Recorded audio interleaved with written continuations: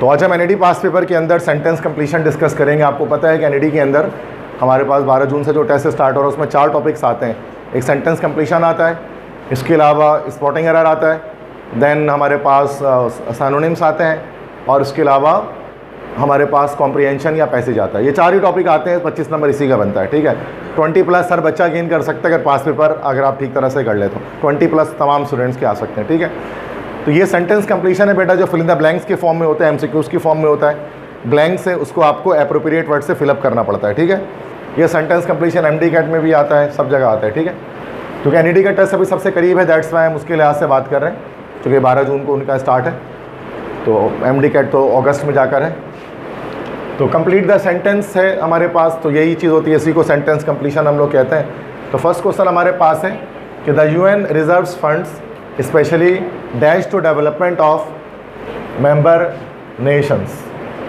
तो ये फर्स्ट, अच्छा इसमें 4 ऑप्शन दिख रहे हैं, contribute, contributing, to contribute, contributed. तो what will be the correct answer here?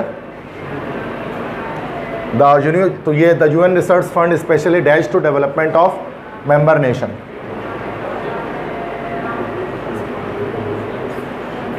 जी, अब देखो इसमें हम एलिमिनेशन करके चल सकते हैं अगर आप इसमें समझ नहीं पा रहे हैं। पहले एमसीक्यूज़ में आप परेशान हो चुके हैं, जो होना नहीं चाहिए। कंट्रीब्यूटिंग तो हो ही नहीं सकता, कभी भी नहीं हो सकता। रीज़न क्या है? क्योंकि ये वर्ब के एनजी फॉर्म उस वक्त आएगी जब हमारे पास हेल्पिंग वर्ब होगा, is am are, was verb, कुछ भी इस तरह से, तो है नहीं, तो ये तो ऐसे ही कट गया। स्पेशली टू कंट्रीब्यूट टू, ये तो वैसे भी सेंस नहीं बन रहा है इसका, टू कंट्रीब्यूट टू इस तरह से नहीं हो सकता। ये तो अब ए और डी में से एक हो सकता है, या तो ए या तो D. The UN reserves fund specially dash to development of member nation. अच्छा अब देखो, कुछ टीचर इसको ए लगाते हैं, कुछ टीचर इसका डी लगाते हैं, क्योंकि दोनों ही ग्रामेटिकली तो दोनों करेक्ट है अगर हम देखें तो, कंट्रीब्यूट टू या कंट्रीब्यूटेड टू। लेकिन यहाँ पर बात की जा रही है यूएन रिजर्व्स फंड की, जो यूएन की तरफ से एक फ़ंड होता है जो कि असल में कंट्रीब्यूट करता है मेंबर नेशन के डेवलपमेंट पर। तो एक ऐसा काम है जो रिपीटेड एक्शन है, एक ऐसा काम जो बार बार होता है, और हमने पढ़ा है बचपन से आज तक कि रिपीटेड एक्शन जो होता है वो प्रेजेंट इंडेफिनिट टेंस या प्रेजेंट सिंपल टेंस से पता लगता है, जिसके पहचान क्या होती है? वर्ब की फर्स्ट फॉर्म। तो यहाँ पर हमारे पास ए ऑप्शन इसका हो जाएगा, contribute, specially contribute to development of member nation, contributed नहीं होगा इसमें। तो ये फर्स्ट क्वेश्चन हमारे पास है। ठीक है, समझ में आ गई सबको बात? तो मसला ठीक है। सेकंड एमसीक्यूज पे आते हैं। ये टोटल 53 स्लाइड्स हमारे पास इसके अंदर है। सेकंड है dash of doctors are doing something great. ये a large number, the large amount, a large amount, the large number. Yes, बिल्कुल सही जवाब हो गया।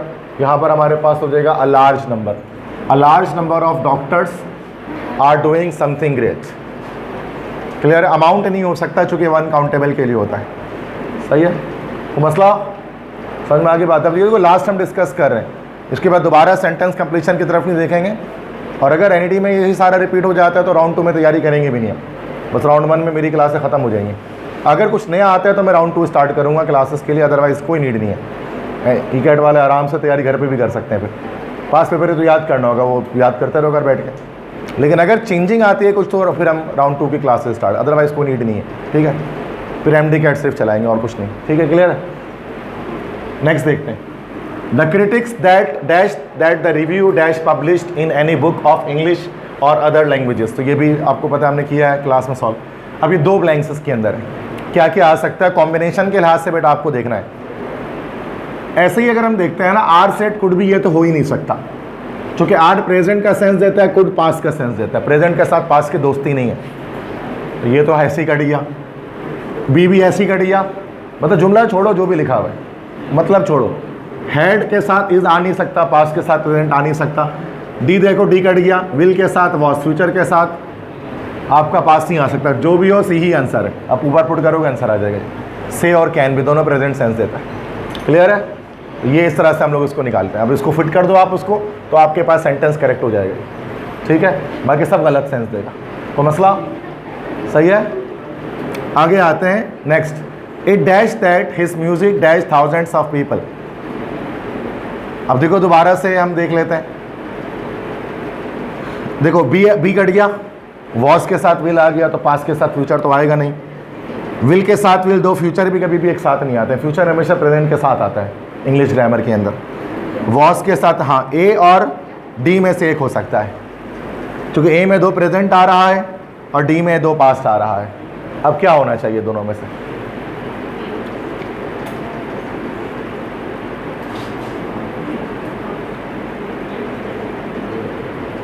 It thinks that his music influences thousands of people, या it was thought that his music influenced thousands of people? क्या होना चाहिए, ए या डी? अब गलती पर तो हो बेटा डी ऑप्शन। रीज़न बता देता हूँ क्यों, रीज़न सुन लें। इट थिंक्स दैट, इट से मुराद यहाँ पर ना ये पैसिव वॉइस लगेगा। ये सोचा जाता था कि उसकी मौसीकी ने हज़ारों लोगों पे अपना असर छोड़ा, ये चीज़ है ना भाई, ये सोचा जाता था। ये पैसिव वॉइस है, कौन सोचता था नहीं पता, ये सोचा जाता था, तो ये पैसिव वॉइस है, it was thought. It thinks नहीं, मुस्लिम में तो ये सोचता है, तो इट थिंक्स कैसे हो सकता है? ये एक्टिव वॉइस में नहीं बनेगा, पैसिव में बनेगा। That's why D option correct हो गया। ये सोचा जाता था कि उसकी मौसीकी ने हज़ारों लोगों पे अपना असर छोड़ा या इनको इन्फ्लुएंस किया, तो ए नहीं होगा अल्लाह के बंदो, डी हो गया उसमें। ठीक है, याद रखिए। क्लियर है? समझ में आगे बात? तो मसला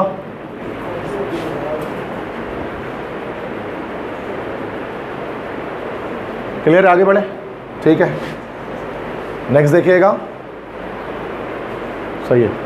we can do this job dash everyone cooperates. बहुत आसान है ये तो, बताइए क्या होगा, बताएं जोर से बोले।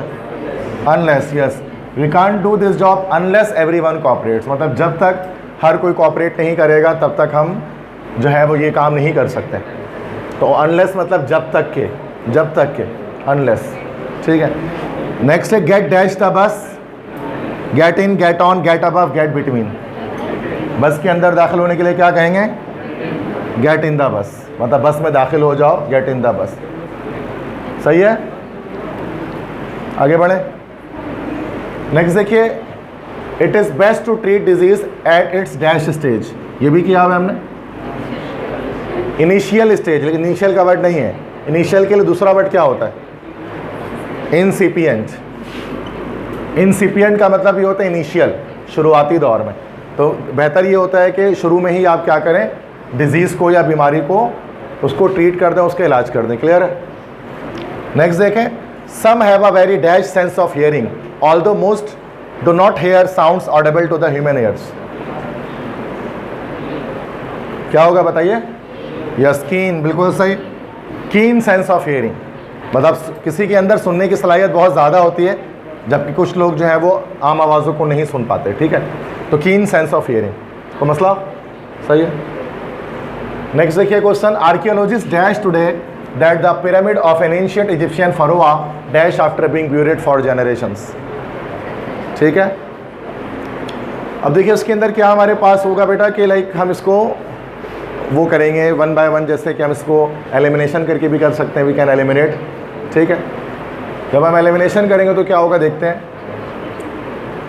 अनाउंस्ड हैड रीडिस्कवर्ड, अच्छा देखो बी तो कट गया, तो we are going to do the elimination ना, हम एलिमिनेशन करने वाले हैं। अब एलिमिनेट करने से क्या होगा, जो रॉन्ग आंसर है वो हम हटाएंगे, तो ऑटोमेटिकली क्या होगा कि हम करेक्ट आंसर की तरफ पहुंच जाएंगे। सही है, अच्छा सिर्फ बी कटा है, ये हमने किया हुआ वैसे। ठीक है, अब आ जाए, ए बच गया, सी बच गया। सी में दोनों प्रेजेंट है, डी में दोनों प्रेजेंट है, ए में दोनों पास्ट है। अब डी बी के अलावा बाकी कुछ भी हो सकता है, अब पढ़ना पड़ेगा। Archaeologist dash today that the pyramid of an ancient Egyptian pharaoh dash after being buried for generations. Today देखो, टुडे आ गया, अगर टुडे आया है तो उसका मतलब प्रेजेंट का सेंस आएगा। आज सोचते हैं ना भाई, तो ये पास्ट तो हटा दो, ए भी हट गया इस तरह से। अब बच गया हमारे पास सी और डी, क्या होगा देखो, टुडे जब आता है ना, टुडे जब आता है तो हम परफेक्ट टेंसेस को इस्तेमाल कर रहे होते जाता है, प्रेजेंट परफेक्ट टेंस। टुडे आ गया, ये एडवर्ब ऑफ टाइम है टुडे, जब ये आता है तो हम प्रेजेंट परफेक्ट टेंस इस्तेमाल करते हैं, तो उसका आंसर क्या हो जाएगा? C. Archaeologist have announced today that the pyramid of an ancient Egyptian pharaoh has been rediscovered after being buried for generations. समझ गए? मीनिंग में इतना नहीं जाओ कि क्या मतलब है, उसकी कहानी नहीं पीछे पढ़ो उसके, कि आर्कियोलॉजिस्ट क्या होता है, पिरामिड क्या होता है, पता लगा 2 घंटा यूट्यूब पे वीडियो देखना शुरू कर दिया पिरामिड के बारे में, तो भाई टाइम इतना नहीं है, आंसर पे आओ डायरेक्ट से। कि इंग्लिश में बड़ा मसला होता है, वो आपको कहानियों में उलझा देते हैं, अब आप परेशान, ये नाम पढ़ते रहते हैं, इसका नाम उसका नाम, तो ये सब छोड़ो उसको, आंसर देखो ग्रामेटिकली क्या करेक्ट आ रहा है, ठीक है, बात समझ में आ गई।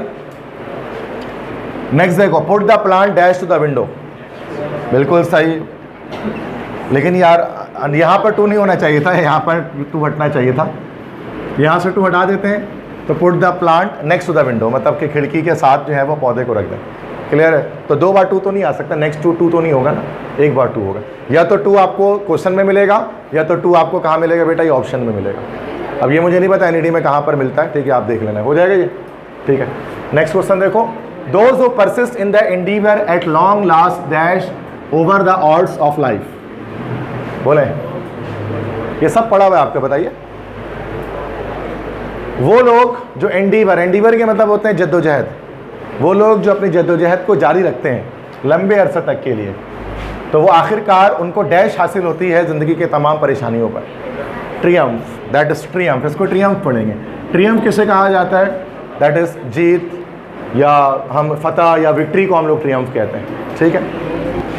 नेक्स्ट क्वेश्चन है, since I dash mister Roger I will not tolerate his behaviour, क्या हो जाएगा, क्या हो जाएगा, love, like, hate, respect, common सा है, आसान सा, हेट होना चाहिए ना, चूंकि मुझे नफरत है मिस्टर रोजर से, इसी वजह से मैं उनके बिहेवियर को टॉलरेट नहीं करूंगा या करूंगी, ठीक है, क्लियर है। हेट होगा ना इसमें, लाइक नहीं होगा, वरना तो ये जुमला गलत बनेगा, क्लियर है। कोई मसला, कोई पूछना है, समझ में आ गई बात। नेक्स्ट देखें, we were dash to go when he came, बहुत आसान है, देखो सारे ऑलरेडी लिखे में, सही वाला ऑलरेडी कौन सा है, ABCD,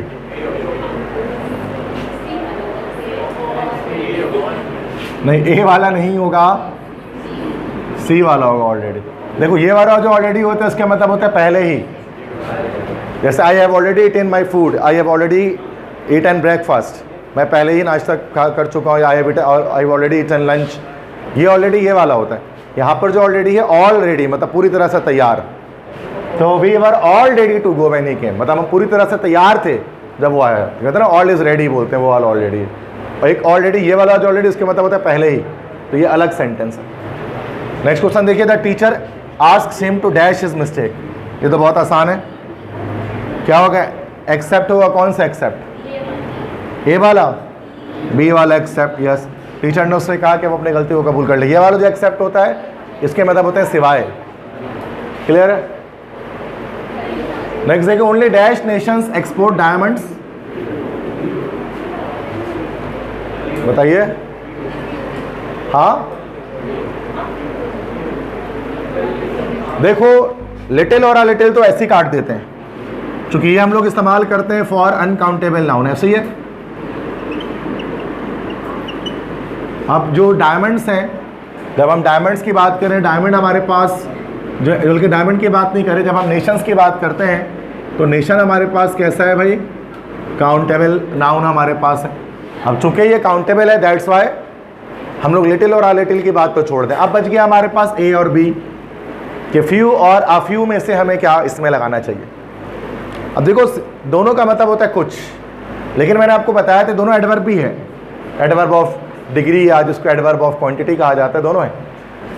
तो लेकिन फ्यू जो है वो मैंने आपको बताया था नेगेटिव सेंस देता है, और अ फ्यू जो है वो हमारे पास पॉजिटिव सेंस देता है। फ्यू मतलब होता है equal to zero, nearly equal to zero, कुछ ज़ीरो है, दैट इज़ फ्यू। और अ फ्यू के मतलब कुछ है, चंद एक है जिसको काउंट कर सकते हैं। तो बिल्कुल, तो कुछ नेशन तो डायमंड एक्सपोर्ट करते हैं ना भाई, तो यहाँ पर क्या होना चाहिए, only a few Nations export diamond, few नहीं होगा, अ फ्यू नेशंस, ठीक है। या अक्सर बच्चे इसका फ्यू लगा देते हैं, ये गलत हो जाएगा, अ फ्यू लगेगा। ये छोटे छोटे गलती से आपके 25 नंबर 18, 19, 17 हो जाते हैं एनईडी में, तो ये छोटी गलतियों से, बड़ी गलतियों से नहीं होता है। नेक्स्ट देखें, as soon as acid dash with base salt and water are form, ये तो आसान है, रिएक्ट्स हो जाएगा, एसिड को सिंगुलर है, बिल्कुल सही कह रहे हैं आप, रिएक्ट्स हो जाएगा। ये साइंटिफिक फिनोमिनन है जो कि प्रेजेंट इंडेफिनिट टेंस में बनेगा, बहुत आसान है, क्लियर है। तो मसला है तो पूछ सकते हैं लास्ट में, ठीक है। आगे बढ़े, नेक्स्ट क्वेश्चन है, आफ्टर डूइंग ऑल हर कोरस सारा फेल्ट डैश टायर्ड। देखो एनईडी के लिहाज से तैयारी जो है ना वो कंप्लीट हम यहाँ पर कर चुके हैं, ठीक है, उसमें कुछ करना नहीं है।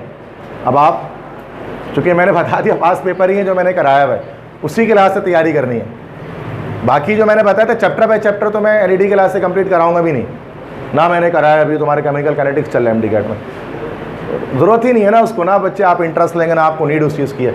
इतना दिमाग आपको, जब देखो इंसान ना अपॉर्चुनिटिस्ट होता है, उतना ही मेहनत करता है जितना उसकी ज़रूरत है। आज का जदीद दौर का इंसान अक्लमंद है, जितना मेहनत है उससे ज़्यादा नहीं ज़रूरत करता है। एम कैट वालों को ज़्यादा ज़रूरत है, वो ज़्यादा करता है। एनईडी वालों को ज़रूरत ही ज़्यादा नहीं है, क्यों ज़्यादा करें बिला वजह मेहनत। अब करोगे तो बेवकूफ़ कहलाओगे और कुछ नहीं कहलाओगे। आज की तरह में अक्लमंद वो है जो ज़रूरत के मुताबिक मेहनत करता है और काम करता है। अब बिला वजह गधे की तरह मेहनत करने वाला किसी काम का नहीं है आज के दौर में। मेहनत गधा भी बहुत करता है, बट वो गधा है। इंसान बनो, मेहनत उतना करो इतना ज़रूरी है। सही बात है ना भाई? सुनो गौर से आप ज़रा। अब बच्चे बोलते हैं ना सर कि ये तो कोर्स, भाई कोर्स की ज़रूरत ही नहीं है इसके अंदर, आप पास पेपर के लिहाज से स्टडी करें वो बेहतर है। कोर्स आप याद कैसे कर लोगे? एम कैट में इतना ज़्यादा बड़ा कोर्स होता है, उनका टेस्ट भी तो डिफ़िकल्ट है ना, आपका आएगा ही नहीं वो सब, आप क्यों बिला वजह मेहनत कर रहे हो? ठीक है, चलो भाई। आफ्टर डूइंग ऑल हर कोरस, अच्छा कोरस किसको कहा जाता है? कोरस मीन्स होता है घरेलू काम काज, डोमेस्टिक वर्क या हाउस होल्ड वर्क। अच्छा, after doing all her course she felt dash tired. अच्छा, अक्सर स्टूडेंट्स क्या करते हैं, इसका एक्सट्रीमली लगा देते हैं, जो कि गलत है। ये एक्सट्रीमली नहीं लगेगा इसका, अक्सर टीचर्स भी ये लगा देते हैं। देखो मसला पता है क्या होता है कि ये तो कोई सारे सही लग रहे, रेयरली, सरप्राइजिंगली, एक्सट्रीमली, रिलक्टेंटली। अब आफ्टर डूइंग ऑल हर कोरस सारा फेल्ट डैश टाइड। अच्छा, यूजुअल वर्क वाला नहीं है ना इसमें। अच्छा, इसमें दो तरह से क्वेश्चन आता है। रेयरली तो नहीं, हटा देते हैं। सरप्राइजिंगली, एक्सट्रीम, रिलक्टेंटली, रिलक्टेंटली का मतलब होता है बेदिली से। फिलहाल ए और डी तो हटाते हैं। रिलक्टेंटली का मतलब हमारे पास होता है बेदिली से, बेदिली से, बिना दिल से, विथ रिलक्टेंस, ये हमारे पास हो गया, ठीक है।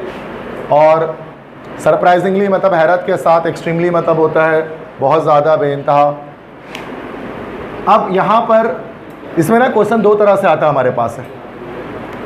एक क्वेश्चन आता है after doing usual work, daily routine work ऐसे करके आता है, और ये ऑल हर कोरस, अपने तमाम काम काज करके। अच्छा, इसमें ये वाले में तो हमारा एक्सट्रीमली लगेगा। मुझे लगा दूसरा सवाल है। एक और सवाल आता है जिसमें यूजुअल वर्क करके लिखा होगा कि अपने रोज़मर्रा के मामूली काम करके, तो उसमें स्लाइटली लगता है, वो भी आगे आएगा, वो दिखाऊंगा, ठीक है। इसमें एक्सट्रीमली लगेगा, ये आप सही कह रहे हो। नेक्स्ट देखते हैं, colourless blind people have difficulty in dash between some colours and their shades. क्या होगा उसको बताइए? Colour blind people have difficulty in dash between some colours and their shades.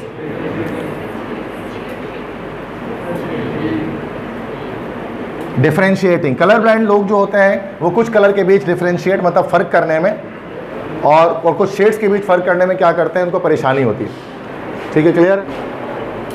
Next question है, ही डैश दैट शी वुड पास। अभी भी थोड़ा सा difficult question होता है हमारे पास है। ही dash that she would pass, insured, एनश्योर्ड, assumed, assured, ठीक है। इंश्योर का मतलब तो इंश्योरेंस से निकला है, ये इंश्योरेंस करना, कराना, तो इसमें इंश्योरेंस की बात तो कुछ है नहीं। एक तो ये हो गया। एनश्योर, एनश्योर का मतलब होता है किसी को ज़मानत देना किसी चीज़ की, ठीक है। एज्यूम, एज्यूम का मतलब होता है गुमान करना, किसी चीज़ का गुमान करना। एश्योर्ड का मतलब होता है किसी चीज़ की यकीन दहानी करना, ठीक है। तो ही डैश दैट शी वुड पास, ठीक है। तो इसका क्या बताया था मैंने? डी बताया था इसका, एश्योर्ड। देखो एज्यूम नहीं होगा, ही एश्योर्ड का मतलब होता है कि उसने इस बात को यकीन दहानी कराई कि वो क्या हो जाएगी, पास हो जाएगी, या ही भी हो सकते ही वुड पास, कि वो पास हो जाएगा, ठीक है। तो इसमें एश्योर्ड होगा, इंश्योर्ड नहीं होगा। एनश्योर्ड का मतलब ज़मानत देना, एज्यूम मतलब गुमान करना, यहाँ पर एश्योर्ड आपको लगाना है। देखो कुछ क्वेश्चंस होते हैं जिसमें मल्टीपल आंसर्स आपको करेक्ट लग रहे होते हैं, तो उसमें आपको सही आंसर तक पहुँचने के लिए बेहतर यही होगा कि आप उसको करेक्ट आंसर याद कर लें कि इसका ये वाला है। तो इसमें क्या होता है, कुछ बच्चे ये लगाएगा, कुछ ये, मतलब फिर 25% बच्चे ये लगाएंगे, 25% ये, 25% ये, क्योंकि चारों सही लग रहे हैं। लेकिन इससे हुआ क्या, एक ही का सही होगा, बाकी 3 का गलत हो जाएगा। जिस बात समझ में आ रही है? तो यही कंफ्यूजिंग एमसीक्यूज एनईडी में जो आते हैं ना, इसी को पढ़ना होता है असल में, बाकी सब तो आपको आता है ऑलरेडी। ठीक है, नेक्स्ट देखें, the dash chosen for construction of the building is in the heart of the city. ये तो बहुत आसान है, बताइए। ए बी साइट 2 वाला है, एक ये साइट है और एक ये है, कौन सा? डी वाला साइट। ये वाला जो साइट होता है उसके मतलब होता है नज़ारा। ठीक है, SIT साइट, ये SIT साइट मतलब जगह या मकाम। क्लियर है? नेक्स्ट देखें, it is a story of 2 men and a batch of dash armed cars. ये कहानी थी 2 आदमियों की और एक batch of dash armed cars. Disease का बताया तो मुर्दा इंसानों के लिए इस्तेमाल किया जाता है। यहाँ कार्स की बात करें तो वो डिसीज नहीं हो सकते। डिजीज ये भी इंसानों के लिए, चूँकि कार बीमार नहीं हो सकते। बीमारियाँ इंसानों के लिए हैं, जानवरों के लिए, गाड़ियों के लिए नहीं है। डिक्रेपिट डिफीटेड, इंसान हारता है, गाड़ियाँ नहीं हारती हैं कभी भी। ठीक है, तो ये हो गया उसका क्या, डिक्रेपिट। डिक्रेपिट का मतलब होता है तबाहशुदा, वो चीज़ जो तबाह हो गई हो, destroyed, damaged, out of order कोई चीज़ होती है, दैट इज कॉल्ड डिक्रेपिट। सही, क्लियर है? ये सारे आते हैं आप लोगों को, हैं बस रिवाइज करा रहा हूँ तेज़ी से, ताकि ये रिवाइज क्लास में कर लो, घर पे जाके मेहनत नहीं करनी पड़ेगी इतनी आपको। नेक्स्ट देखिए, he could not sleep because he was dash by mosquitoes. Passive voice है, याद है? पैसिव वॉइस है, तो क्या हो जाएगा, बिटन हो जाएगा। ठीक है, तो कि बाइट इसकी फर्स्ट फॉर्म होती है, बीट हमारे पास सेकंड फॉर्म होती है, बिटन हमारे पास थर्ड फॉर्म होती है। That's 1 2 3, bite, bit, bitten. Clear है? तो बिटन बाय मस्कीटोज। नेक्स्ट देखें, there is dash number of fatty acids and carbohydrates in some of the imported chocolates. ठीक है, तो डैश नंबर के फैटी एसिड्स की कार्बोहाइड्रेट्स होते हैं इंपोर्टेड चॉकलेट्स के अंदर। क्या? Negligible, neglected, neglecting, negligent. बहुत आसान है, क्या हो जाएगा? ए ऑप्शन हो जाएगा ना, नेग्लिजिबल। नेग्लिजिबल होगा ना, नेग्लिजिबल नंबर। नेग्लिजिबल क्या मतलब होता है? ना होने के बराबर, ना होने के बराबर। तो ना होने के बराबर फैटी एसिड और कार्बोहाइड्रेट होते हैं इंपोर्टेड चॉकलेट्स के अंदर। नेग्लेक्टिंग नहीं होता है। नेग्लिजिबल मतलब ना होने के बराबर, नेग्लिजिबल क्वांटिटी, नेग्लिजिबल वैल्यू, सुना होगा आपने ये। नेक्स्ट क्वेश्चन देखिए, Caroline was so dash by Stephen's rudeness that she left the office party abruptly. हाँ जी, Caroline was so dash by Stephen's rudeness that she left the office party abruptly. क्या हो जाएगा? अब देखो, अफेक्टेड तो होगा, मतलब सी डी हटा दो, अफेक्टेड जो है ए और बी वाला, कौन सा होगा? ए वाला बिल्कुल सही। ये वाला अफेक्टेड वर्ब, ये कोई वर्ड ही नहीं इंग्लिश में। ई से कभी भी जो है वो जो नाउन है ये, तो इफेक्टेड कोई वर्ड नहीं होता, ईडी नहीं लगा सकते। लेकिन अफेक्ट जब होता है तो उसमें ईडी लगा सकते हैं, बिकॉज ये एक वर्ब है, असर करना। Affect, affected, affected. क्लियर है? नेक्स्ट देखें, द थ्रिफ्ट स्टोर, जहाँ सस्ती चीज़ें मिलती हैं, sells dash second hand clothing of good quality. बिल्कुल सही, सस्ती चीज़ें मिलती हैं तो cheap second hand clothing of good quality. Clear है? मसला बहुत आसान। कुछ पूछना है? सही है। देखो, ये सारे क्वेश्चन आते हैं ना, तो लाजमी आपको आंसर लगाना है। अगर ये नहीं आता तो वो एक अलग बात है, लेकिन अगर आ जाएगा तो उसमें गलती नहीं करनी है, और 99% चांस है कि यही क्वेश्चन आएंगे। तो बेहतर है कि आप इसको सही से याद कर लें, रट लें, समझ लें, दिमाग में घुसा लें। हर क्लास में बोलता हूँ। नेक्स्ट है, Paul is the dash of a large Fortune. Fortune मतलब दौलत, पॉल कोई शख्स है, पॉल जो है वो डैश एक लार्ज फॉर्च्यून का। हाँ जी, क्या हो जाएगा? सी, यस। ईयर, एच साइलेंट होगा इसको, इसका मतलब होता है वारिस।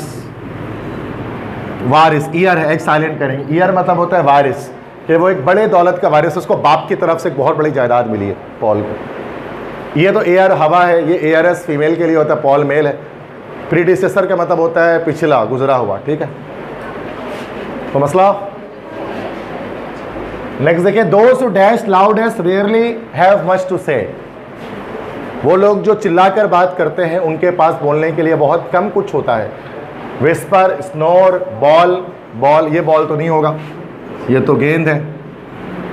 स्नोर मतलब होता है, अच्छा, खराटा लेना, तो खराटे का तो उसमें कोई सेंस ही नहीं आएगा। विस्पर, लाउडेस्ट या बॉल, ये क्या होगा? ए या सी? सी होगा, BALL, बॉल। इसका मतलब होता है चिल्लाना, ज़ोर से बुलंद आवाज़ में चिल्लाना, दैट इज कॉल्ड बॉल। वो लोग जो बुलंद आवाज में चिल्लाते हैं उनके पास बोलने के लिए बहुत कम कुछ होता है। नेक्स्ट देखिए, the vehicle is dash for the hefty loads they will need to support, कि ये जो व्हीकल है, ये जो गाड़ी है, ये डैश है भारी भरकम वजन के लिए, और they will need to support, जो उनको सपोर्ट देने की नीड है। क्या है? इनएडिक्वेट मीट, डिलीशियस मीट, बहुत आसान है, क्या हो जाएगा? इनएडिक्वेट। इनएडिक्वेट का मतलब होता है ना काफ़ी, एक ऐसी चीज़ जो काफ़ी ना हो, ना काफ़ी हो, इनसफिशिएंट, तो उसको इनएडिक्वेट भी कहा जाता है इंग्लिश में। तो ये हमारा इनएडिक्वेट हो गया। क्लियर है? कोई मसला? आगे बढ़ते हैं। There is no point dash the kids full stop they are old enough to look after themselves, मतलब कि बच्चों के बारे में फिक्रमंद होने के, परेशान होने की कोई ज़रूरत नहीं है, वो इतने बड़े हैं कि वो अपना ख्याल खुद रख सकते हैं। तो नो पॉइंट के बाद क्या होगा? To worry for, to worry about, in worrying for, in worrying about. Yes, B option, to worry about. नहीं, देखो मैंने इसको, ये हुआ है हमारे, डी ऑप्शन होगा। याद रखिएगा, जब देयर इज नो पॉइंट लगाते हैं तो उसके बाद इन लगाते हैं, इन के बाद एनजी फॉर्म लगेगा। There is no point in worrying about the kids, to worry about नहीं होगा। कुछ सेंटेंसेस इंग्लिश में ऐसे होते हैं जिनको एज इट इज लिखना होता है पैटर्न के अकॉर्डिंग। तो there is no point in going to the party, ऐसे बोलते हैं। There is no point in sitting here, मतलब यहाँ बैठ के कोई फायदा नहीं है, इस तरह से बोलते हैं। तो देयर इज नो पॉइंट के बाद इन और आईएनजी फॉर्म आती है। तो ये देखिए, इन के बाद I N G form, to worry about नहीं। अगरचे बोलने में तो ये भी सही लग रहा होगा, बट ये सही है नहीं, ठीक है। तो यहाँ डी लगाना है इसका, ठीक है, बी नहीं लगाएगा कोई। नेक्स्ट देखिए, we have got 3 very dash cats, बहुत आसान है। हमारे पास 3 बिल्कुल एक जैसे दिखने वाली बिल्लियाँ हैं। Alike looking, similar looking, same looking, alike, या सिमिलर लुकिंग कैट्स होंगी। सेम लुकिंग नहीं होता, सिमिलर लुकिंग, एक जैसे दिखने वाली, सिमिलर लुकिंग, ठीक है, ये हो जाएगा। नेक्स्ट देखें, the light shined across Jimmy's freshly shave dash head, मतलब जब फ्रेशली शेव जब सर को किया जाएगा तो वो गंजा हो जाएगा। गंजे के लिए कौन सा वर्ड है? B option, bald. बाल गंजा या टकला उसको बोला जाता है। क्लियर है? नेक्स्ट देखें, if you want to avoid heavy traffic use alternate routes, steering clear of the dash road inside the town. हाँ जी, कौन सा option? A B C D? अच्छा, बी और डी सेम है, क्यों दोनों लगा देते हैं, बोथ बी एंड डी। वैसे कोई एक ही होगा, main road, main road inside the town. ये जो मेन होता है इसको हम नहीं कह सकते, बिकॉज ये तो मेन जो है वो शेर के ऊपर, जो शेर के जो बाल होते हैं या फिर जो घोड़े के जो पीठ के ऊपर बाल होते हैं उसको मेन कहा जाता है, MANE मेन। और ये MAINE मेन, ये हमारे पास, this is a city in America, sorry it is a state in America. अगर आपने फर्स्ट ईयर में पढ़ा हुआ ना, once more to the lake by E.B. White, तो वहाँ पर एक झील का सफ़र किया था उन्होंने अपने बेटे के साथ, लेक इन मेन, याद होगा आपको, 2 मछलियाँ पकड़ी थी वहाँ पर, याद है? फर्स्ट टाइम में पढ़ा था, once more to the lake. तो वहाँ पर वो ये वाला मेन था, MAINE मेन। तो ये अमेरिका का एक रियासत है असल में, बहुत खूबसूरत सी। तो यहाँ मेन रोड है, तो वो कॉमन सी बात है, रोड थी तो मेन MAIN वाला ही लगता है, बोलते हैं ना मेन रोड से गुजर रहे। नेक्स्ट देखिए, it seem dash been snowing but we knew it was only some white dust that had covered the whole town. Okay, देखो पास चल रहे, आगे पास चले तो प्रेजेंट तो ऐसे ही हटा दो, लेकिन मसला है कि सारे प्रेजेंट ही हैं, ठीक है। लेकिन ए हटा दो तो ये BCD कुछ भी हो सकता है, BCD में से कुछ भी हो सकता है। अब इसमें देख लेते हैं क्या होना चाहिए, बताइए। हाँ,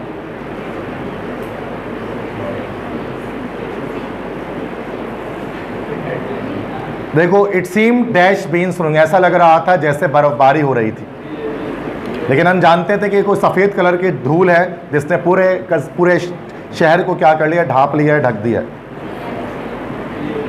देखो, लाइक इट वहैज तो नहीं होगा, if it had, as it had, तो ये डी ऑप्शन इसका होगा, as if it had been snowing, ऐसा लग रहा था जैसे कि बर्फबारी हो रही थी, as if it had been, ये कंडीशनल सेंटेंस है, इस तरह से आएगा, as if it had been, as if it had, ये सब आएगा।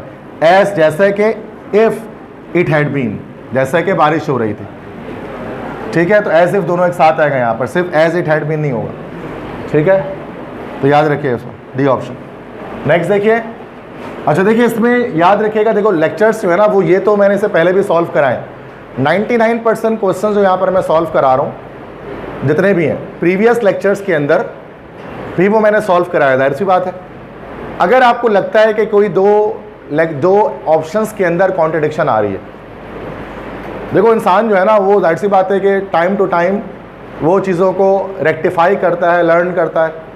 अब 2021 में या 2022 में अगर मैंने कोई लेक्चर बनाया है और अब मैं 2026 में बना रहा हूँ, तो अब जो लेटेस्ट लेक्चर है वो ज़्यादा उसमें बेहतरी होगी, वो ज़्यादा बेहतर होगा, उसमें गलतियों से वो ज़्यादा पाक होगा।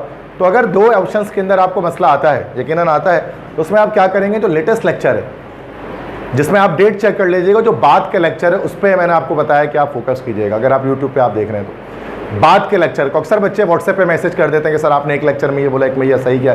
तो भाई सिंपल सी बात है, आप क्या करो भाई, आप डेट चेक कर लो, जो लेटेस्ट लेक्चर है वही सही है, क्योंकि इसमें मैंने अपनी गलतियों को दुरुस्त किया है। यूट्यूब में गलती को दुरुस्त करने का ऑप्शन नहीं है वीडियो के अंदर। मतलब अगर आपने कोई वीडियो गलत अपलोड कर दी है गलत ऑप्शन के साथ, पूरी वीडियो डिलीट होगी, बीच से हम एडिट नहीं कर सकते उसको। ये यूट्यूब पे ये ऑप्शन नहीं होता, पूरा वीडियो हटाओ, आप उसको चेंज करो, या नीचे कमेंट के अंदर डिस्क्रिप्शन में मार्क कर दो कि भाई यहाँ पर गलती हो रही है, देख लीजिएगा। बीच में हम चेंज नहीं कर सकते हैं कि 1 मिनट का वीडियो एक्स्ट्रा डाल दिया बीच में उठा के। यूट्यूब में ये ऑप्शन आपको पता नहीं होता, ठीक है। बस नया कोई वीडियो डाल सकते हैं जैसे, बस यही होता है। तो ऐसा है, कई जगहों पर ऐसा मैंने किया है। अक्सर क्या, या कमेंट्स भी चेक कर ले, कमेंट्स में भी बच्चे बता देते हैं कि सर ये गलत है, ये गलत है, तो वहाँ से भी चेक कर लिया करें। अदरवाइज न्यू वीडियो देखा करें, उसके अंदर चीज़ें सही आ जाएंगी। दैट्स वाई मैं न्यू वीडियो बना भी लेता हूँ कि 2-3 गलतियाँ अगर कोई हैं पहले, तो वो अब क्या हो जाए बेटा, सही हो जाए, उसमें चेंजिंग मतलब ना हो, वो बिल्कुल करेक्ट हो जाए। नेक्स्ट देखिए, although अच्छा स्टार्ट से, the future of the planet does not look too good but there isn't much dash. ये भी हमने किया था कि इस प्लैनेट का मुस्तकबिल अच्छा नहीं दिखता, इस प्लैनेट का मुस्तकबिल अच्छा नहीं दिखता, but there isn't much dash. लेकिन हम लोग बहुत ज़्यादा dash, I can make about it, can I do about it, I can do about it, I can do about it, क्या होना चाहिए, याद है? बिल्कुल सही बता रहे, क्या बता रहे हैं? D option, I can do about it, but there isn't much I can do about it, कि मैं ज़्यादा इसके बारे में कुछ कर ही नहीं सकता ना। तो प्लैनेट को अकेले तो मैं नहीं तब्दील कर सकता ना, ये पूरे कलेक्टिव एफर्ट से हमारा प्लैनेट बचेगा, डिफॉरेस्टेशन या ओजोन डिप्लेशन, बहुत सारी बातें हैं। आगे आते हैं। Although it seems to have been a fixture of the square since the city's origin, the product market opened only dash। अगरचे ऐसा लगता है कि fixture of the square since the cities origin, मतलब जब से शहर ये बना है तब से वहाँ पर एक स्क्वायर बनाया गया चौरंगी टाइप की। The product market open only dash, कि जो प्रोडक्ट मार्केट है वो बिल्कुल अभी अभी खुली है। तो अभी अभी के लिए कौन सा वर्ड यूज़ कर सकते हैं? यस, बिल्कुल सही, रिसेंटली। देखो, एंथुजियास्टिकली, जोश के साथ, जज्बे के साथ, इलीगली, गैर कानूनी तौर पर, ग्रेशियसली मतलब फ़ख्र के साथ या बाइज्जत तरीके से। तो यहाँ रिसेंटली होगा, ओनली के बाद ना, the product market open only dash, तो जस्ट अभी अभी खुली है वो, दैट्स वाई रिसेंटली, ठीक है। बाकी सारे वैसे भी फिट नहीं हो रहे इसमें। नेक्स्ट देखिए, एमेलिया एयरहार्ट, ये भी किया था एमेलिया एयरहार्ट वाला, recognised as a pioneer in aviation, जिसको समझा जाता है कि एविएशन मतलब जो जहाज़ वगैरह उड़ाते हैं उसकी पायनियर है एमेलिया एयरहार्ट। कोई अंग्रेज है। Dash praise for her successful solo flights as well as her efforts to open the male dominant field to other women. मतलब उन्होंने समेटा, क्या समेटा उन्होंने भाई, लाइक उन्होंने समेटा प्रेज लाइक तारीफ़ें समेटी उन्होंने अपनी सक्सेसफुल कामयाब सोलो फ्लाइट्स की वजह से।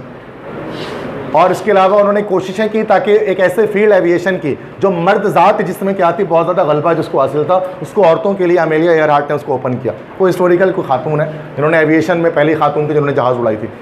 तो क्या होगा प्रेस, डैश प्रेस में क्या आना चाहिए, अब आप बताइए। जमा किया, समेटा,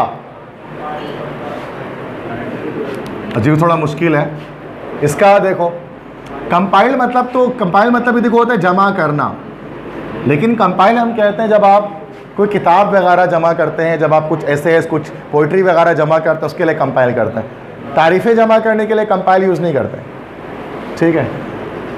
होर्डेड, होर्डेड का मतलब होता है रश या हुजूम।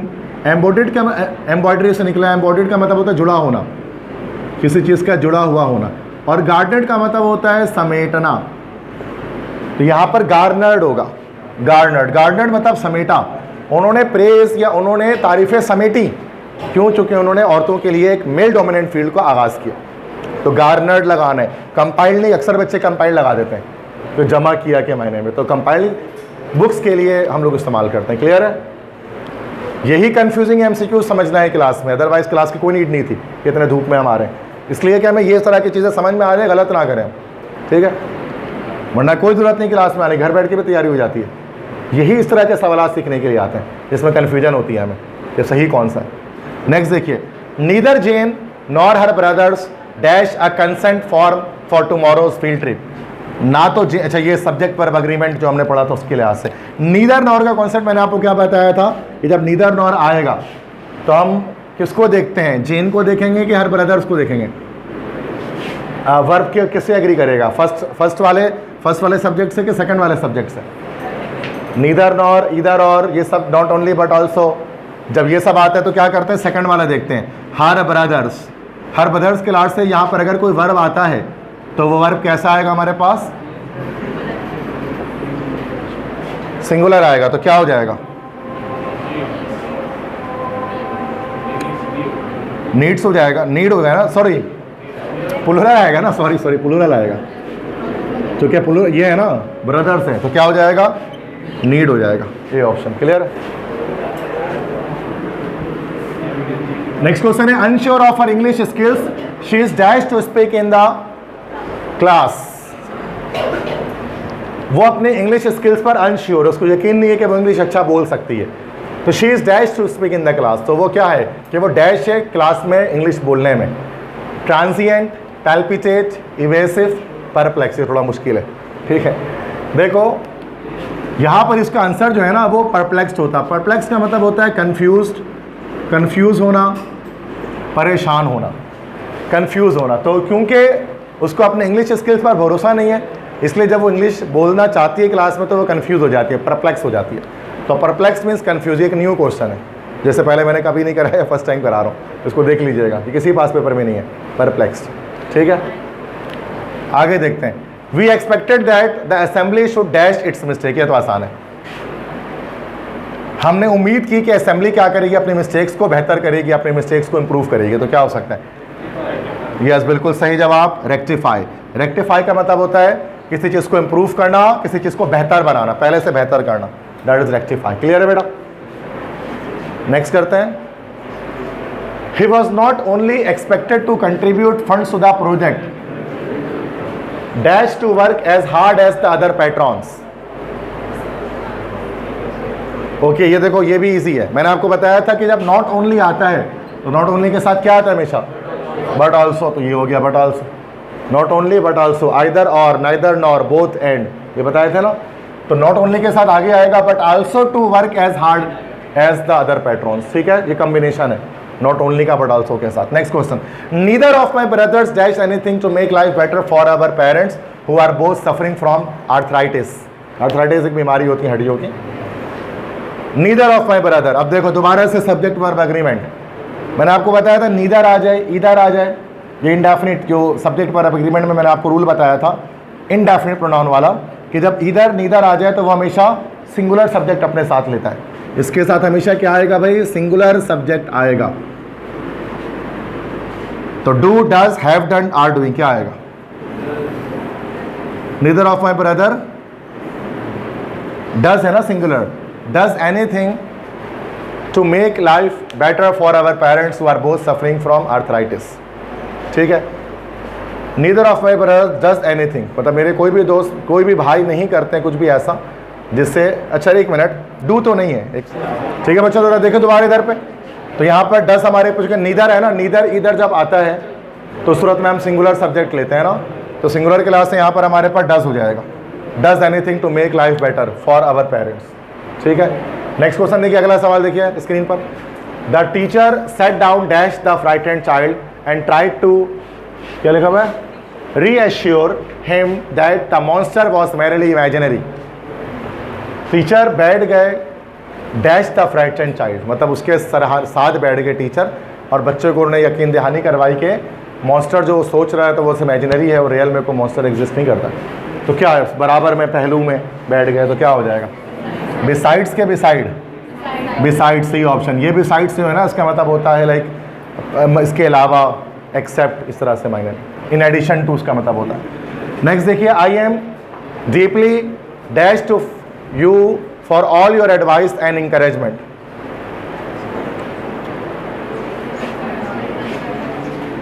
आई am deeply dash to you. देखो कंसर्न क्यों होगा? नहीं, देखो कंसर्न होता है फिक्र या परवाह करना किसी की। इनडेटेड का मतलब होता है मकरूज होना। फ्रेटफुल का मतलब होता है पुरशिकवा या शिकवा करने वाला। डिलाइटेड मतलब होता है खुश। अब यहाँ पर मैं बहुत गहराई से डैश हूँ आपके तमाम नसीहत और आपकी हौसला अफजाई के लिए, तो क्या होऊंगा मैं? खुश क्यों होऊंगा मैं? अल्लाह के बंदे इनडेटेड होऊंगा। I am deeply indebted to you. Indebted का मतलब मैं तुम्हारा मकरूज हूँ या मैं आपका जो एहसानमंद हूँ कि आपने मुझे नसीहतें की और आपने मेरी जो है वो इंकरेजमेंट की, मेरा हौसला बढ़ाया, तो ये इनडेटेड होगा ना, डिलाइटेड नहीं होगा। ठीक है, यू आर, अगर आप इनडेटेड हैं किसी को तो उसका मतलब ये हो गया कि आप उसके मकरूज हैं, उसके एहसानमंद हैं। ठीक है, नेक्स्ट देखिए, if I dash that you are coming I would have prepared a मील।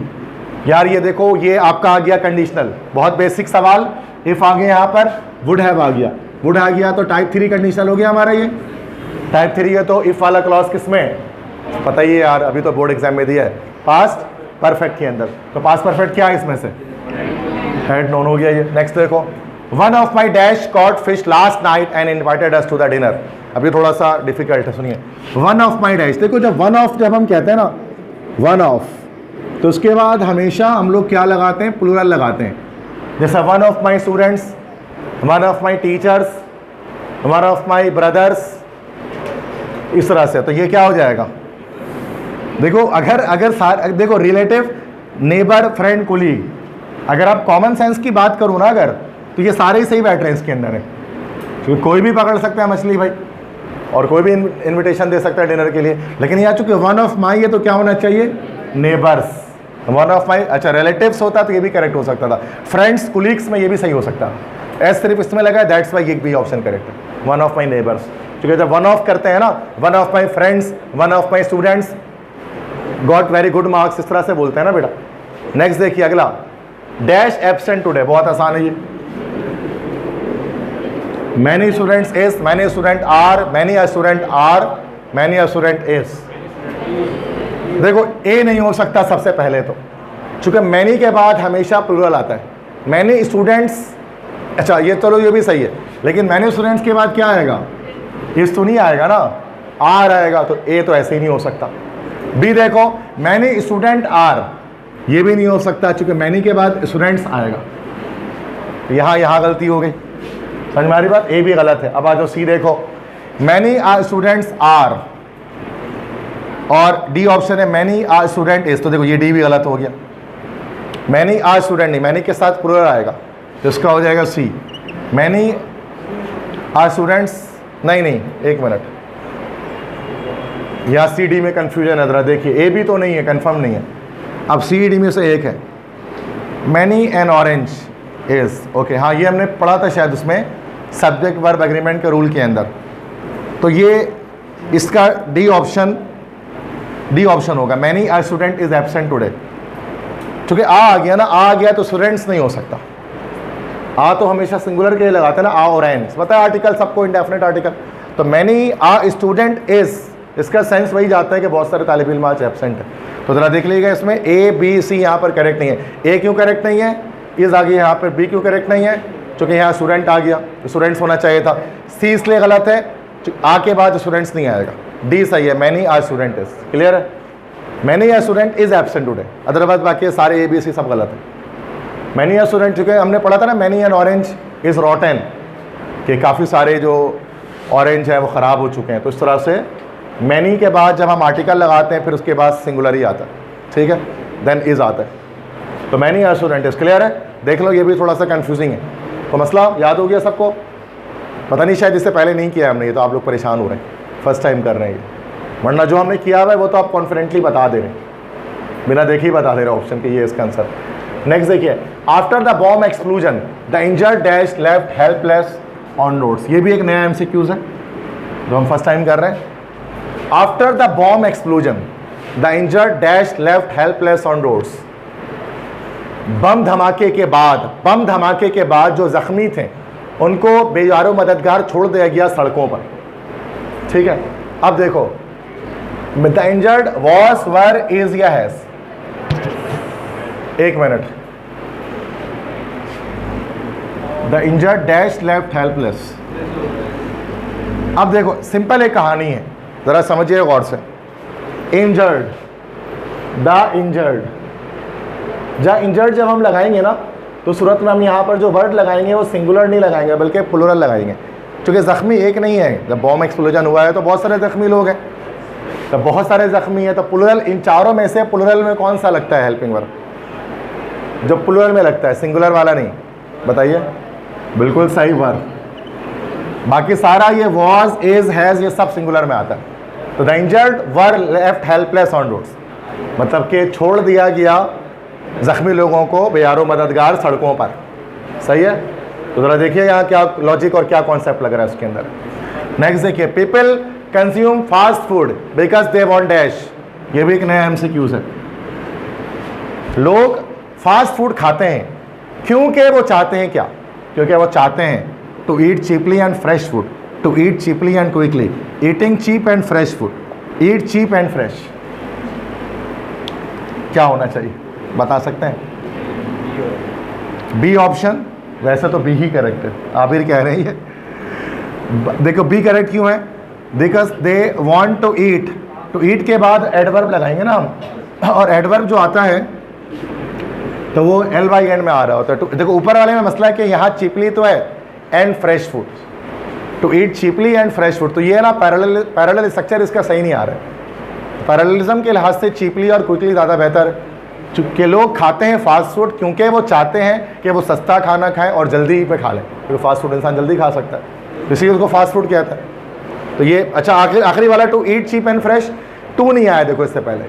अगर इससे पहले टू लगा देते तो ये भी सही हो जाता, लेकिन टू नहीं है, दैट्स वाई ये गलत है। सही है, तो डी बी ऑप्शन करेक्ट हो जाएगा। क्लियर है? नेक्स्ट देखिए, in the morning I simply take a glance dash the newspaper headline.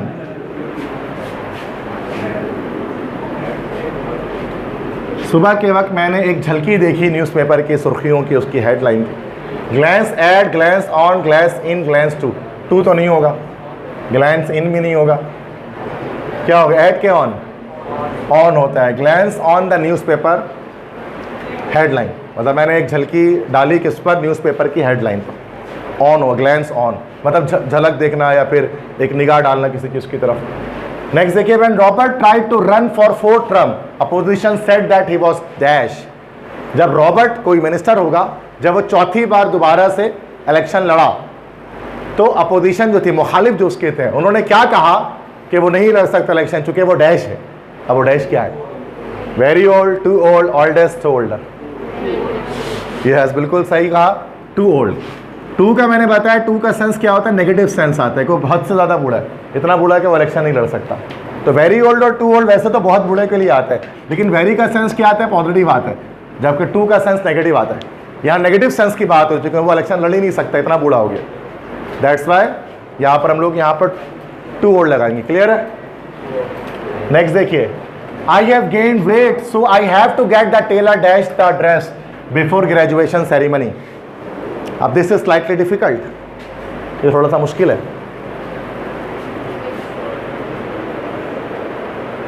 अब यहां पर क्या कह रहे हैं? आई हैव गेन्ड वेट, मतलब मैंने वेट गेन कर लिया, so I have to get the tailor dash the dress before graduation ceremony. अच्छा अब देखिए यहां पर ये स्ट्रक्चर जो हमारे पास है ना, अब इसको छोड़े, सवाल को छोड़े। एक वर्ब हमारे पास होता है, उसको हम कहते हैं कॉजेटिव वर्ब। अगर आप कभी आपने सुना है पॉजिटिव वर्ब, पॉजिटिव वर्ब कब यूज़ करते हैं? जब आप किसी से कोई काम करवाते हैं। Let, make, have, get, persuade, ये सारे हमारे पास पॉजिटिव वर्ब कहलाते हैं। उसमें से एक हमारे पास होता है जो इस टॉपिक से रिलेट करता है यार, इस एमसीक्यू से, वो गेट है। गेट, ठीक है। तो जैसे कि अगर हम एक जुमला लिखते हैं ना कि I got my hair cut, एक इस तरह से जुमला लिखते हैं कि I got my hair cut, मैंने अपने बाल कटवाए। ठीक है, तो आई ये सब्जेक्ट हो गया, फिर ये गॉट पॉजिटिव वर्ब हमारे पास आ गया, उसके बाद ये ऑब्जेक्ट आ गया, फिर ये हमारे पास वर्ब की थर्ड फॉर्म आ जाएगी। ठीक है, I got my hair cut, इसका मतलब ये होता है। इस तरह से ये भी हो सकता है कि आई गॉट, वर्ब की थर्ड, आई गॉट माई शूज़ पॉलिश्ड। इसका मतलब क्या होता है कि मैंने अपने जूते पॉलिश करवाए, आई गॉट माई शूज़ पॉलिश्ड। इस तरह सुना होगा आपने इंग्लिश में ये, गेट समथिंग डन जिसको हम कहते हैं। ठीक है, मतलब किसी से कोई काम करवाना। अच्छा, एजेंट भी आ सकता है इसके, जैसे I got the barber cut my hairs, ये भी सही है। I got the barber cut my hair, मतलब मैंने नाई से अपने बाल कटवाए। तो इस तरह से एजेंट, अब ये जो बार्बर आ गई, एजेंट आ गया, तो एजेंट भी यहाँ पर लगा सकते हैं। ठीक है, अब यहाँ देखो, I have to get the tailor dash the dress, I have to get the tailor, जैसे I got the barber cut my hair, तो यहाँ क्या होना चाहिए, I have to get the tailor fix होना चाहिए ना, फर्स्ट फॉर्म आएगी, क्योंकि थर्ड नहीं आएगी इसमें। जैसे I got my sister polish my shoe, इस तरह से कहते हैं ना, मैंने अपनी बहन से अपने जो है वो जूते पॉलिश करवाए। तो यहाँ देखो, मतलब एजेंट जो है, एजेंट के बाद क्या आ जाएगा, वर्ब की फर्स्ट फॉर्म। तो I have to get the tailor fix the dress before graduation ceremony, तो फिक्स हो जाएगा, फर्स्ट फॉर्म आ जाएगी वर्ब की। ये हमारे पास एक पॉजिटिव वर्ब कहलाता है, ये उसका स्ट्रक्चर है। गेट समथिंग डन के मायने में जो आता है, मतलब कि मैंने टेलर से अपना ड्रेस फिक्स करवाया, सही करवाया ग्रेजुएशन सेरेमनी से पहले, क्योंकि मैंने वेट गेन कर लिया तो उसको लूज करवाया। इस तरह से कुछ हो सकता है। क्लियर? तो मसला समझ में आ गई बात? तो ये भी एक कोई नया MCQs मुझे लग रहा है। ठीक है, इससे पहले हमने नहीं किया। तो मसला, तो चंद एक न्यू MCQs आ रहे हैं बेटा, उसको लास्ट में देख लें। अगर ये आपके टेस्ट में आता है तो you have to mark it correctly.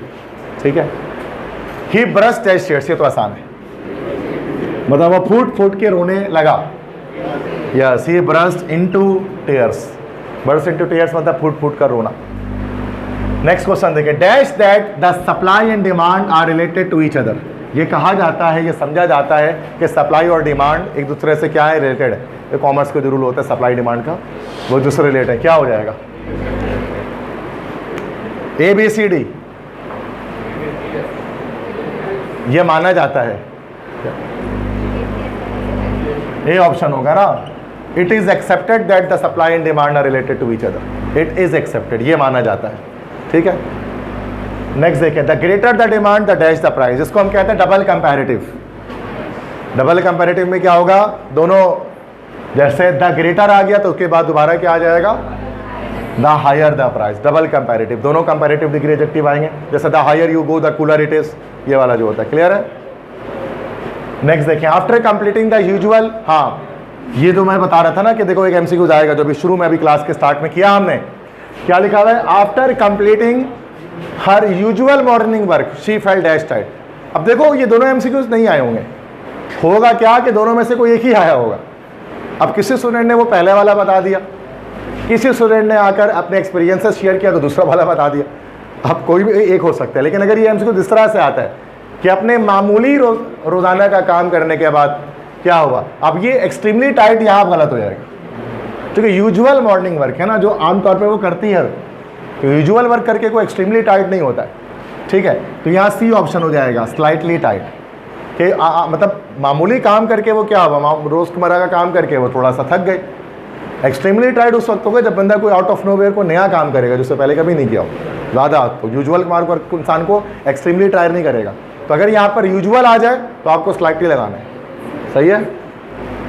अब ये क्या आया मुझे नहीं पता, बच्चे दोनों तरह से MCQs को बताते हैं, यूजुअल के बिना भी बताते हैं, यूजुअल के साथ भी बताते हैं। क्लियर है? तो मसला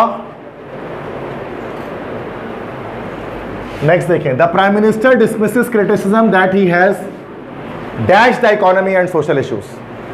प्राइम मिनिस्टर इस क्रिटिसिज्म को डिसमिस करते हैं कि उन्होंने डैश किया इकोनॉमी और सोशल इश्यूज को। एडवांस, रिकवर्ड, प्रोसीडेड, नेग्लेक्टेड, बड़ा आसान है। नेग्लेक्टेड, उन्होंने नेग्लेक्ट किया है, मतलब नज़रअंदाज किया है, तो उसी चीज़ क्रिटिसिज्म को क्या कर रहे हैं, वो डिसमिस कर रहे हैं। क्लियर है? ये तो पढ़ा हुआ है। नेक्स्ट आता है, as a result of the increasing shoplifting offences the government has warned that the police should take tougher dash to cater होगा, टू कैटर द ट्रबल। हाँ हाँ सही बोलो, मेजर सही है, मतलब टफर मेजर, मतलब उनको हर मुमकिन सख्त से सख्त कोशिश करनी चाहिए ताकि ये परेशानी पर काबू पाया जा सके। नेक्स्ट देखिए, डैश इज अ वर्च्यू, बहुत आसान। Honesty is a virtue, very good, ठीक है, क्योंकि ये एब्स्ट्रैक्ट नाउन है, that's way we can't use any article before that. और ऑनेस्ट तो एक एडजेक्टिव हो गया जिसमें आ नहीं सकता, नाउन आएगा, एब्स्ट्रैक्ट नाउन। समझ में आगे बात? अगर एक्सप्लेन करवाने कोई भी एमसीक्यूज तो आप करवा सकते हैं, कोई ऐसी बात नहीं। आगे बढ़ते हैं। द हायर द इक्वल, ये वही वाला, the higher the quality dash the price, double comparative, the higher the price, जैसे the higher you go the cooler it is, सही है, simple. Next, the bike, the price of bike can do तो नहीं होगा, can go dash $250,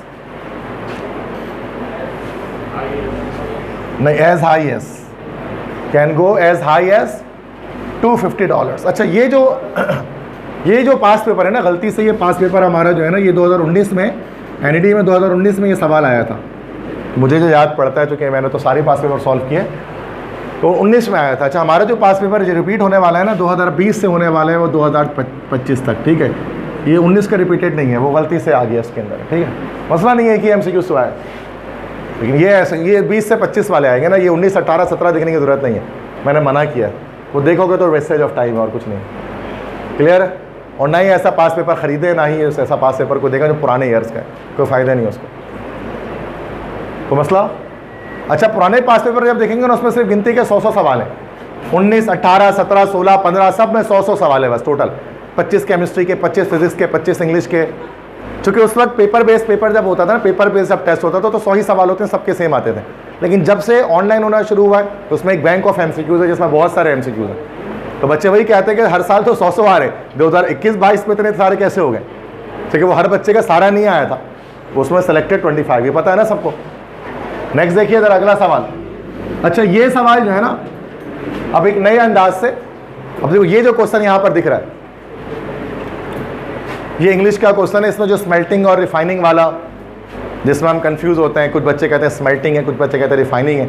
अब ये सवाल एक अलग अंदाज से यहाँ पर पास पेपर में दिखा है, देखिए समझिए जरा। Muslim alchemist tried to attain wealth by dash copper and other base metals into gold. अब ये थोड़ा आसान हो गया, नहीं ये अब रिफाइनिंग भी नहीं है, स्मेल्टिंग भी नहीं है, अब ये दोनों नहीं है इसके अंदर। मतलब मुसलमान अल्केमिस्ट ने क्या किया, उन्होंने दौलत हासिल करने की कोशिश की, क्या करके, कॉपर और दूसरे मेटल्स को गोल्ड में क्या करके तो क्या पता ऐसा हो कि इसमें आंसर, तभी तो हम लोग परेशान हो रहे हैं रिफाइनिंग स्मेल्टिंग में। चैट जीपीटी भी गलत बता रहा होता है, वो कभी कुछ बोल रहा है, कभी कुछ बता रहा है, तो क्या अगर ये ट्रांसफॉर्मिंग आएगा ना अगर, तो ये सबसे बेस्ट आंसर इसका हो जाएगा। और शायद यही आया होगा, हम एमसीक्यूज ही गलत लिख रहे थे इतने टाइम से, तो ये इस तरह से आएगा तो ये ट्रांसफॉर्मिंग होगी, फिर इसकी बात नहीं खत्म रिफाइनिंग स्मेल्टिंग वाली, जो पूरे कराची के बच्चे परेशान है कि इस एमसीक्यूज में क्या आएगा रिफाइनिंग स्मेल्टिंग, क्योंकि ये सवाल ही गलत लिख रहे हैं ना हम। सवाल अगर सही हो गया तो जवाब सही हो गया ऑटोमेटिकली, सही है, इस तरह से आता है तो ट्रांसफॉर्मिंग ही है, और ये ज़्यादा बेहतर लग रहा है ये सवाल ऐसे, ठीक, क्लियर है? इसलिए न्यू वीडियोस में ये फ़ायदा होता है, कुछ गलतियाँ दुरुस्त हो जाती हैं पुरानी वाली। नेक्स्ट देखिए, हिज स्पीच मूव्ड अस डैश टेयर्स, देखो वही वाला है, ब्रश इनटू टेयर्स होता है ना, तो ये क्या हो गया, मूव्स अस इनटू टेयर, मतलब उसकी स्पीच से हम सब, उसकी स्पीच या तकरीर इतनी इमोशनल थी कि हमारे आंखों से आंसू जारी हो गया, तो ब्रश इनटू टेयर्स या मूव्ड अस इनटू टेयर्स, ठीक है, क्लियर है? नेक्स्ट देखिए, the audience dash the speaker with a thunderous applause, audience ने इस्तकबाल किया मुकर्रिर का, तकरीर करने वाले का, धमाकेदार तालियों के बीच, तोड़ की तालियों में, क्या हो जाएगा, ग्रीटेड। कौन सा ग्रीटेड? ये वाला, इसका मतलब होता है इस्तकबाल करना, किसी को खुशामदीद कहना, ग्रीटेड। समझ में आ गया बेटा को मसला? नेक्स्ट देखिए, he is the first prime minister of the United States and dash to receive such assistance, वो पहला प्राइम मिनिस्टर था यूएस का और डैश था कि वो रिसीव किया उसने ये ऐसी असिस्टेंस, ऐसी मदद उसने वसूल की। अच्छा देखो, ये पैरेलल स्ट्रक्चर है, यहाँ पर फर्स्ट आया ना अगर, तो देखो नंबर्स हमारे पास दो तरह से होते हैं, आप जानते हैं जो नंबर्स हम लिखते हैं ना, नंबर दो तरह से नंबर लिखते हैं, बचपन से पढ़ते आ रहे हैं। एक हमारे पास कहलाता है कार्डिनल नंबर, जो क्या हम लोगों ने पढ़ा है 1 2 3, और एक नंबर हमारे पास क्या कहलाता है, one is called ordinal number, जो कौन सा होता है, फर्स्ट सेकंड थर्ड, ये KG 1 क्लास में पढ़ा होगा आपने, याद आ रहा है कुछ? Cardinal ordinal. अब यहाँ पर क्या करना है हमें बेटा, फर्स्ट है तो इसको ऑर्डिनल नंबर ही लगाना है, तो क्या हो जाएगा, fourth, four, the fourth, the fourth. He is the first prime minister of the United States and the fourth होगा ना, क्योंकि द फर्स्ट है तो the fourth to receive such assistance. The four नहीं होगा, चूंकि कार्डिनल है तो कार्डिनल चलेगा, ऑर्डिनल है तो ऑर्डिनल चलेगा। तो फर्स्ट है तो फोर्थ होगा, फोर नहीं होगा। क्लियर है? तो द फोर्थ, चूंकि द फर्स्ट है तो द फोर्थ हो गया। नेक्स्ट क्वेश्चन देखिए, after the assassination attempt president's doctor suggested that he dash some rest. Assassination, हाँ, he would take some rest, yes। एक मिनट देखने दें। आफ्टर द असैसिनेशन अटेम्प्ट, पहले समझने दें तमाम बच्चे, ताकि फिर मैं बताता हूँ कि आपका आंसर सही है कि नहीं है। After the assassination attempt, assassination किसे कहा जाता है, कत्ल करना। After the assassination attempt, assassination का मतलब होता है हलाकत, भाई किसी को हलाक करना, किसी के टारगेट किलिंग करना। तो असैसिनेशन अटेम्प्ट के बाद प्रेसिडेंट के डॉक्टर ने सजेस्ट किया कि उनको थोड़ा सा रेस्ट लेना चाहिए। The doctor suggested that he would take, will take तो नहीं है, टुक भी नहीं है। अब या तो वुड टेक है या तो टेक है। अब आप कह रहे हैं जैसे कि वुड टेक होना चाहिए sir. The doctor suggested that, देखो अब मैं इसको छोड़ो, इस सवाल को छोड़ो, ये तो मुश्किल लग रहा है, आसान सा एक बात करते हैं, आसान सी बात। जैसे आई suggest you to solve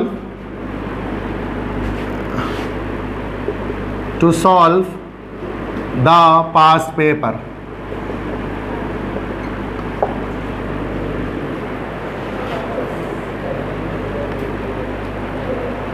I suggest you to solve the past paper, ठीक है, तो मतलब या I suggest that you solve the pass paper. मैं ये सजेस्ट करता हूँ कि तुम पास पेपर को सॉल्व करो।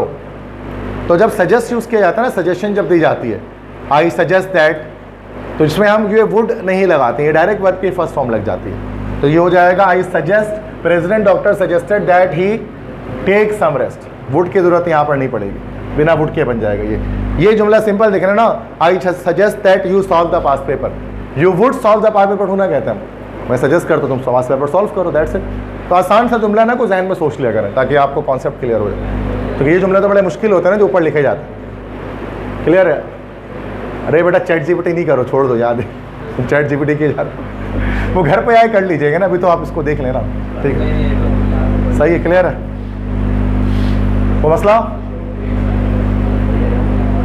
टेक ही है ना भाई, वो चैट जीपीटी भी टेक बताएगा, तो वही तो बता रहा हूँ मैं, ठीक है, ओके, सही है, सही, आगे बढ़े, छोड़ा उसको। नेक्स्ट है the police are looking for the dash who trespassed. Trespass का मतलब क्या होता है, किसी कोई जंगला या कोई बैरियर है और उसको आप पार करके चले जाओ, ट्रेसपासिंग सुना होगा आपने, तो ट्रेसपास कहा जाता है। तो पुलिस ढूंढ रही है डैश को, जिन्होंने क्या किया है, मतलब कोई बैरियर क्रॉस करके भाग गए। तो कौन हो? अच्छा, जो ट्रेसपास करता है उसको क्या कहा जाता है? बड़ा आसान वर्ड होता है उसके लिए, मतलब कोई घर में घुस जाए किसी के, या किसी भी ऐसी गैर कानूनी जगह पर घुस जाए, उसको क्या बोलते हैं इन चारों में से? इंटरप्रेटर का मतलब तो होता है तर्जुमान, तर्जुमानी करने वाला, तर्जुमा जो करता है, इंटरप्रेट जो करता है। इंस्ट्रक्टर तो टीचर हो गया ना, टीचर को कैसे बोल सकते हो आप ये बात? अब इंटरलॉक्यूटर, इंट्रूडर क्या होता है?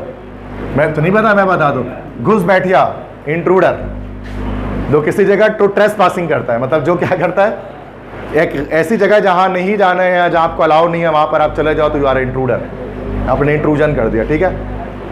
तो पुलिस इंट्रूडर को ढूंढ रही है जिसने ट्रेसपासिंग की है। नेक्स्ट देखिए, people under 18 years are not dash to vote. ये बहुत आसान है, वो लोग जिनकी उम्र 18 साल से कम है वो वोट नहीं कर सकते। आर नॉट इनफ ओल्ड या old enough, too old enough, क्या होगा? ए होगा, ओल्ड इनफ, इनफ ओल्ड नहीं, are not old enough to vote, A option correct, सही है, ओल्ड इनफ होना चाहिए। नेक्स्ट क्वेश्चन देखिए, they dash 4 hours to complete the work.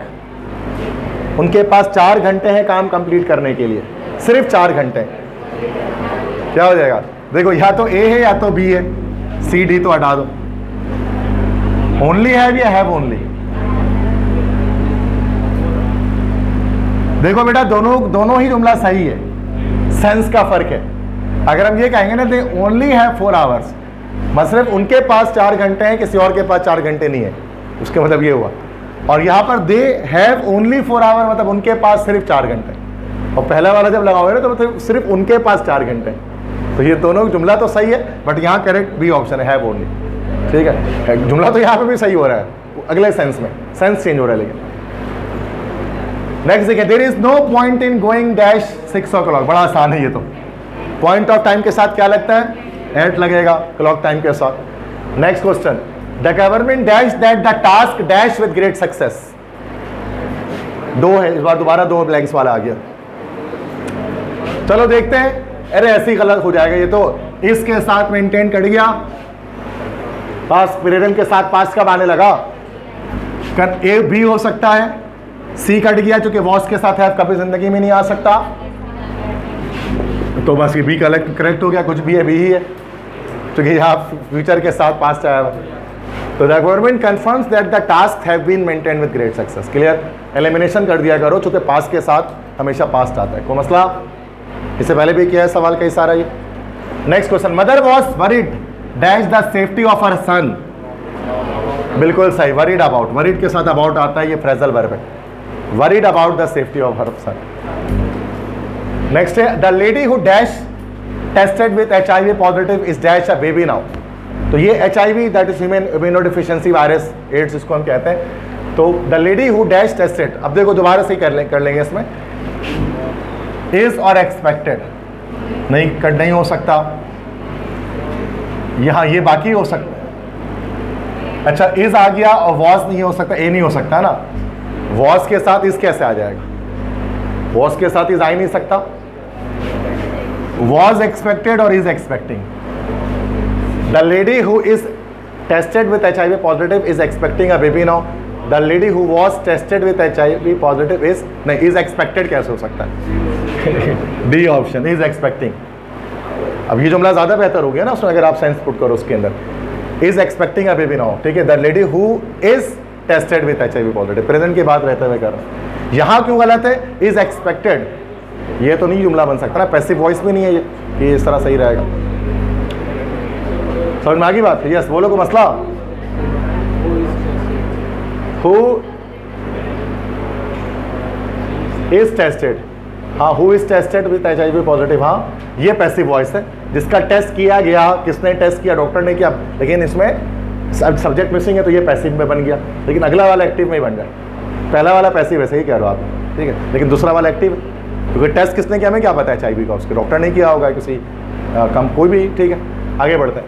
He had been a manager and dash before standing in election. वो एक manager था और क्या था? बिफोर स्टैंडिंग इलेक्शन में खड़ा होने से पहले वो मैनेजर था और डैश था, मैनेजर एंड सर्व डैश।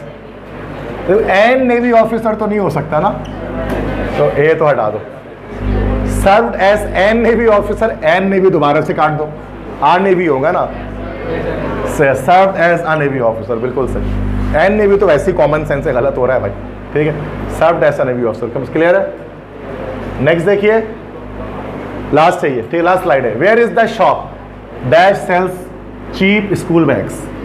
कहाँ है वो दुकान जो बेचता है सस्ते school bag? Who sell, shop के साथ हु कौन लगाता है? बेच ना, हु तो बंदों के लिए लगाएंगे। कहाँ है वो शॉप? अगर शॉपकीपर होता ना, कहाँ है वो शॉपकीपर जो बेचता है? तो यहाँ तो शॉप है तो विच हो जाएगा, विच सेल्स चीप स्कूल बैग्स। सही है। तो ये टोटल इसमें हमने 53 स्लाइड्स कर ली है। ये सेंटेंस कंप्लीशन जो मोस्ट इंपॉर्टेंट है NED के साल के लिए, तब वो सारे हो गए। क्लियर है।